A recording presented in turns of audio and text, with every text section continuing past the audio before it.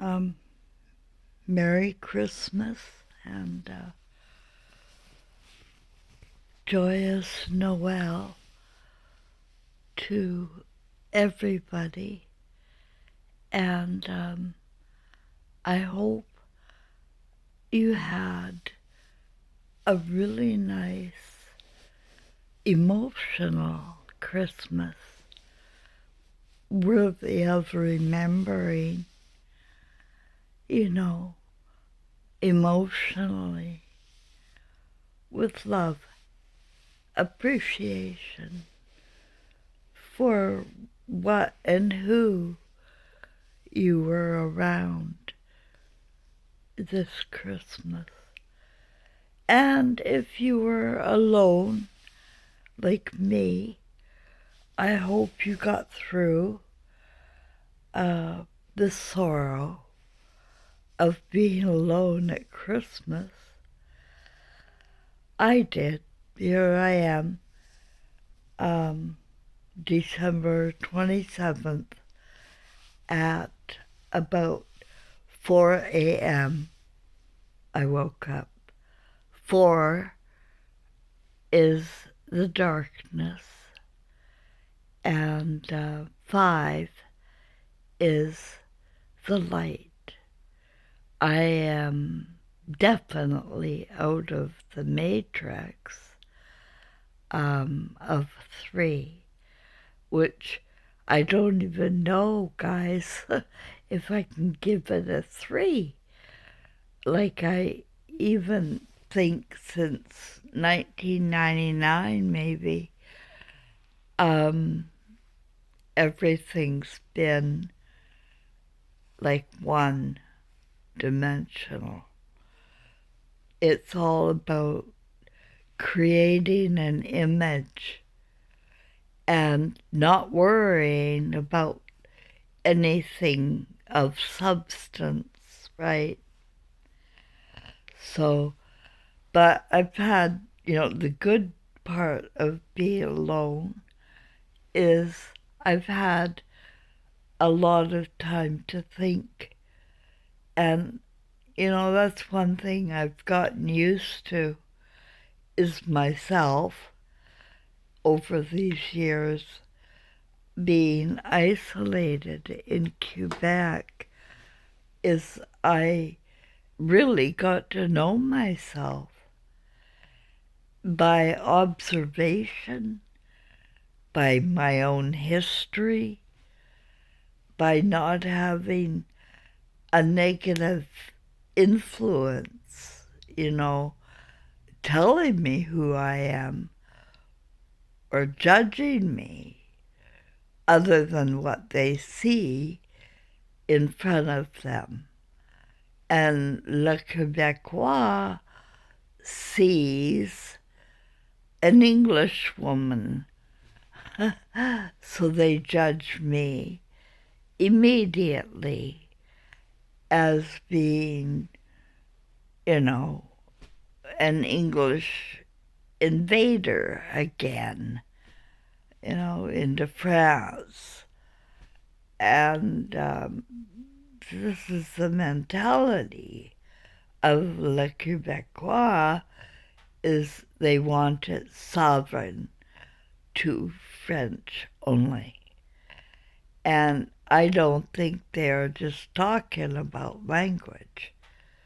You pretty much have to have the same mother tongue, which I can't and don't have. I was woken up by the street cleaners. Quebec does keep their streets very clean of snow. And applause goes to the coordination and the work of the city employees. They are very, very efficient. But one thing I was thinking about over the last couple of days, besides My dad, can you see him? Probably not. Is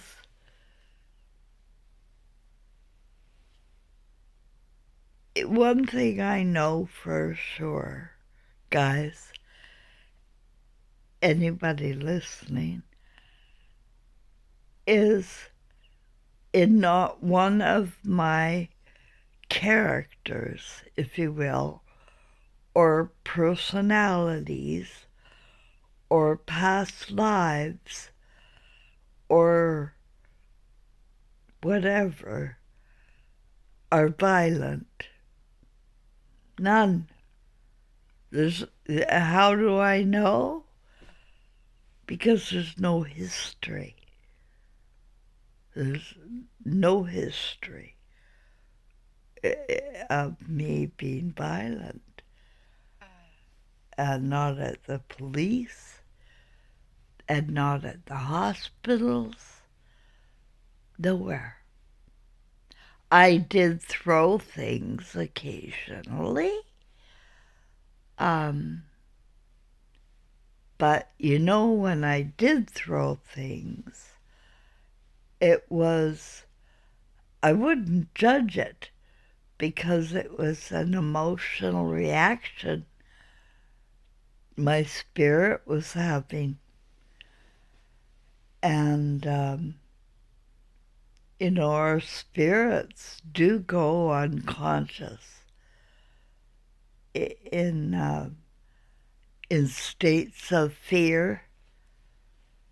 And we are born into fear here, aren't we, really?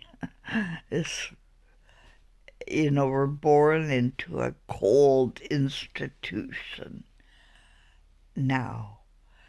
And we're not born to midwifery in our mother's bedroom anymore.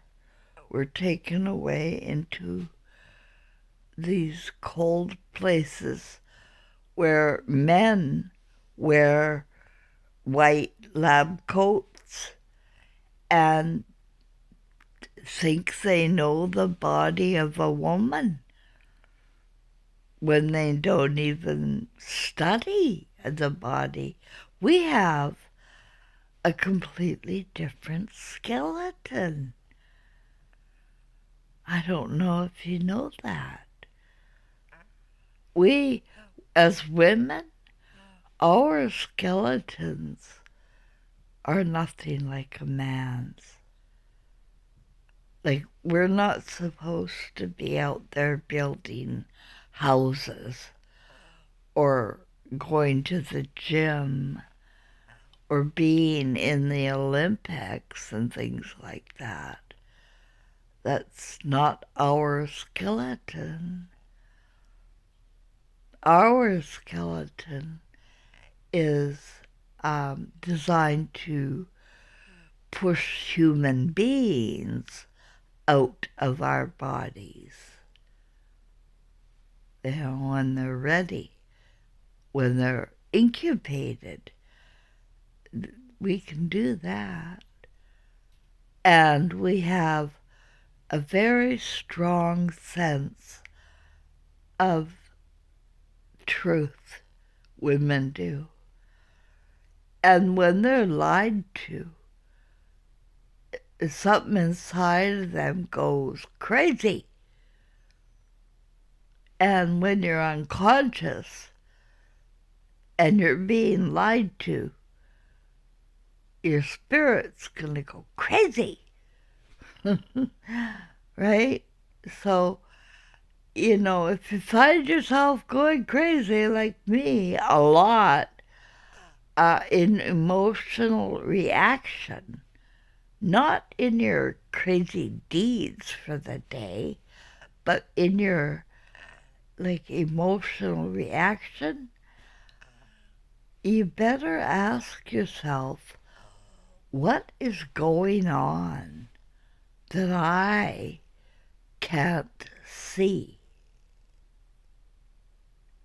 because if you're having emotional reactions to things you can't see, you will see them when you cross back over and judgment is gone. There's a word that everybody's familiar with. It's French word. Déjà vu. Déjà vu. Now I was here thinking I have déjà vu so often, and I wonder what it means. And then I remembered my story and how it's mapped out. Like the streets I lived on, the hospital I was born in was Lionsgate Hospital, right? And I connect that to an earthly belief system about lions, right? And, I lived on Chester. These are streets I lived on in England. And they serve as I lived in Surrey, British Columbia, and Delta, British Columbia, and on 119A Street in Delta, and 144th Street in Surrey. And I went to, get this, guys, I went to Mary Jane Shannon. And you know what the slang for Mary Jane is here. I went to Mary Jane Shannon Elementary School. And there was also a Mary Jane Shannon Senior Secondary. But we had by then moved over to 119A Avenue. And 119 is the opposite of my birthday, which happens to be on 9/11, September 11th, 1959. Now that date is another earthly clue. And I'm starting to see which the word of vu, as in déjà vu, I'm starting to see you and me together again. Like people in my past reappearing and doing the same bullshit. I don't think they know what they're doing. I sure don't know what the hell they're doing. And right now I'm talking about my sister, Charmaine. Now, my sister Charmaine is my half-sister. She is like a stepsister. And ever since she was very small, she never liked me. It could be the influence of my mom, because my mom didn't like my dad. That's my dad.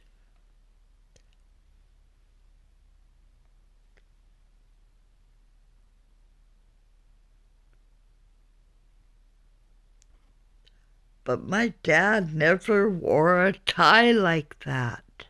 never, ever wore a tie like that. He wore the string ties, especially if he's going to a country event with Conway Twitty and me, because I was at this concert at the Newton Inn as a guest of the photographer. And I went to Conway Twitty's room after with the band, and we had a party after the concert. But my dad was definitely not there. And if he was there, he wouldn't have worn that tie. He was a country boy.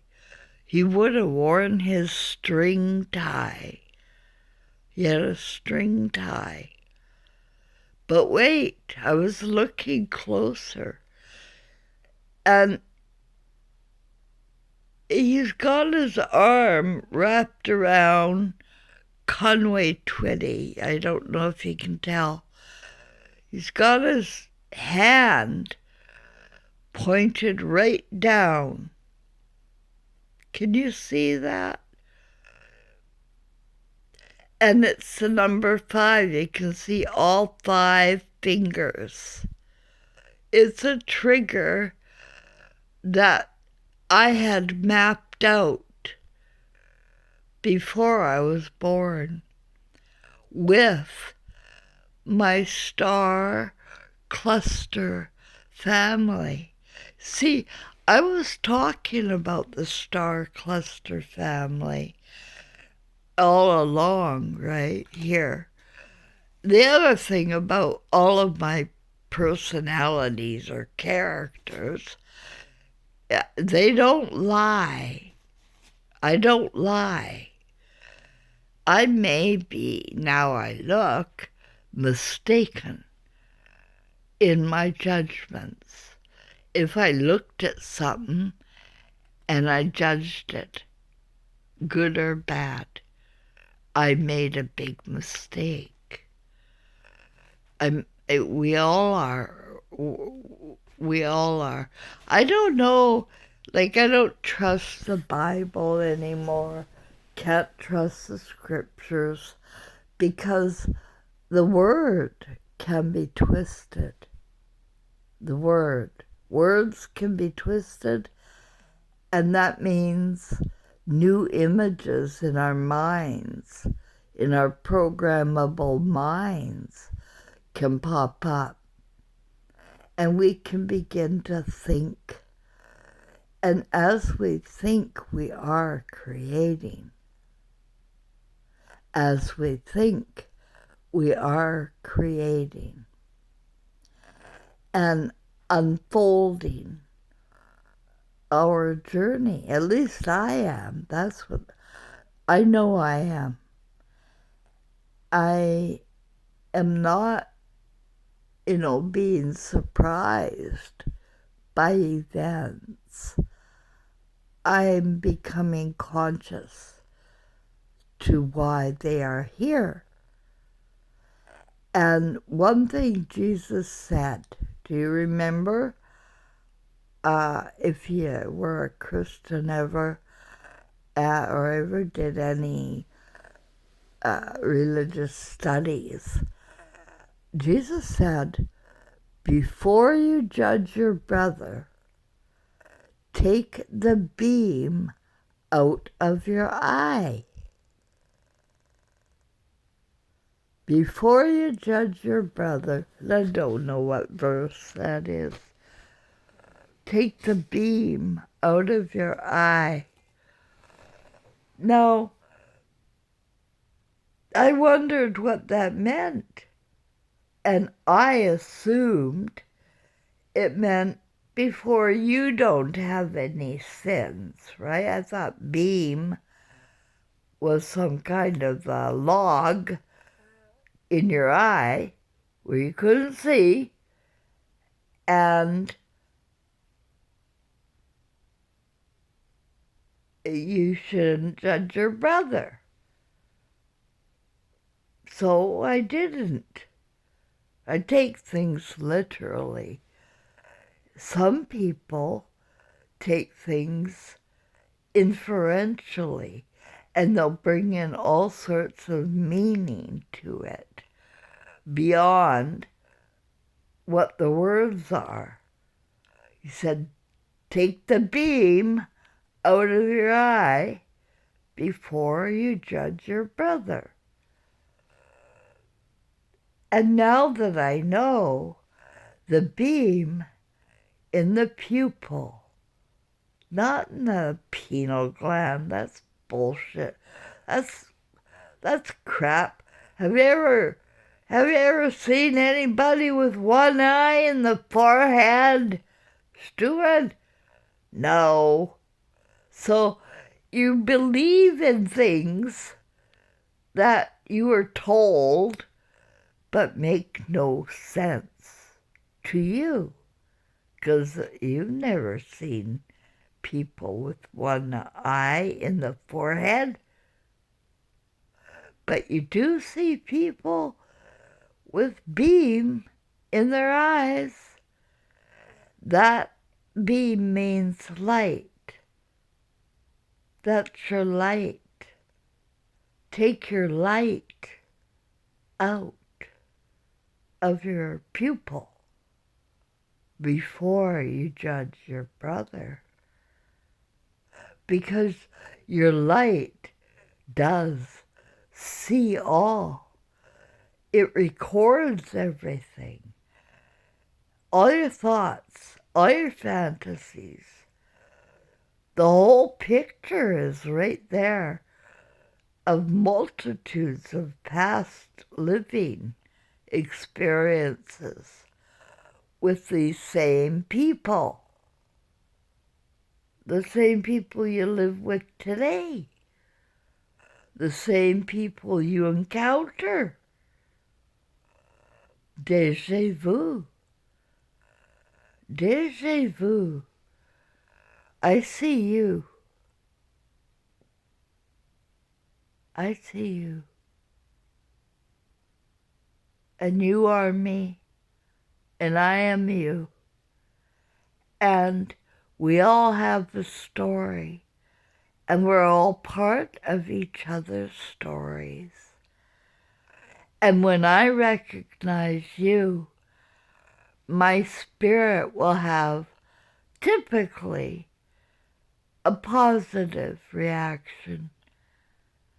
But occasionally, I come upon someone who, for no reason or thought of my own, I repel from. And that is because of a past experience that hasn't been resolved. And this is my life where I mapped it out with my star cluster family, with triggers in the street names, in my, journey, things that would trigger me and waken me back into consciousness. I have those photos of myself over there in many different, places around the world. I've traveled the world. I mapped out where I was going to go long before I was born. And so the déjà vu is just me remembering that I mapped this out. And if you want, I don't have reason to believe I'm special, okay? And I just wonder if you have ever had déjà vu, and perhaps, I don't know, this is happening to you, where you're awakening to your own past lives, and they may be a little confusing, but there will be stability in the core of you, I believe. And there is in me. I know I am not violent. I know I love unconditionally. I know I don't lie. And if I do any of those things, I feel shame, guilt, like I can't live with it in me. I can't live with a lie in me. And I really try not to judge, because of that verse I learned as a child. Don't judge. Take the beam out of your eye before you judge. And that is what it really literally means. Because when we cross over, all of the stories come together. And we are back to our selves, which are childlike, and unconditional love. That's who we are, guys. That's who you're gonna wake up to, whether you like it or not. And the thing is, when you do something, like I, have, that goes against your better whole light, your judgment, it weighs on you. It weighs on you emotionally. Emotions are critical to the evolution of your wholeness on earth. And it is possible to experience heaven on earth, which simply means, guys, heart on earth. Means heart. And my dad wasn't at the concert, but his spirit was. Whether he was sleeping in some prison somewhere or drunk in some alley, he was there in spirit.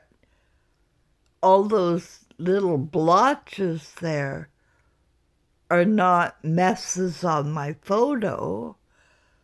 He's a spirit at that concert protecting me. And I probably needed it. And there is his number 5. 5 finger, a thumb and 4 fingers, to show me he was there. Because I told you yesterday that the photographer of this band that day brought me there and to the after party. But my dad wasn't there. He really wasn't. I am not a liar. am not stupid. And I do have memories that, I'm not going to let anybody gaslight what I do know, especially if it's a lie. And he wasn't there. And he never, ever wore a tie like that. So it's all, you know what? I'm having a good time thinking. And I'm careful with my thinking not to judge, keeping an open mind so that more information, more light can come in, right?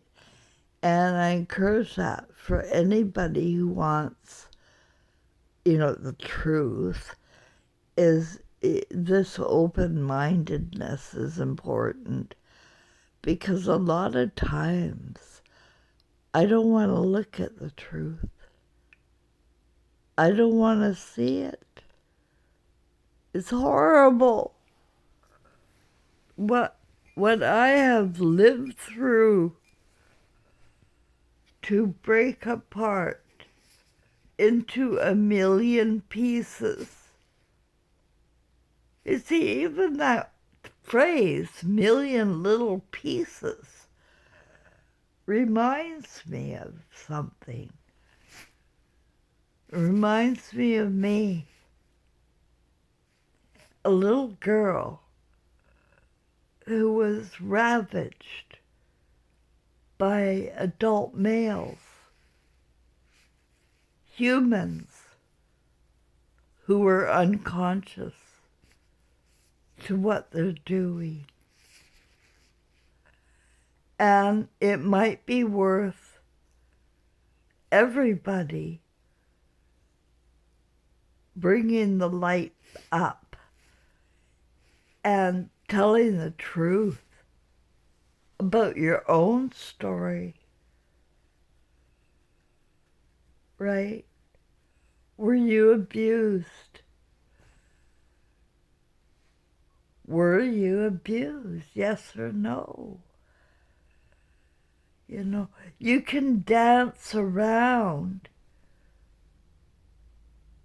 but it's about facing the truth, facing the light to get out of the darkness, you see. It's very fucking scary. I have to wonder what happened to me to break into all of the pieces, all of my past lives popping up to save me or to go through it again.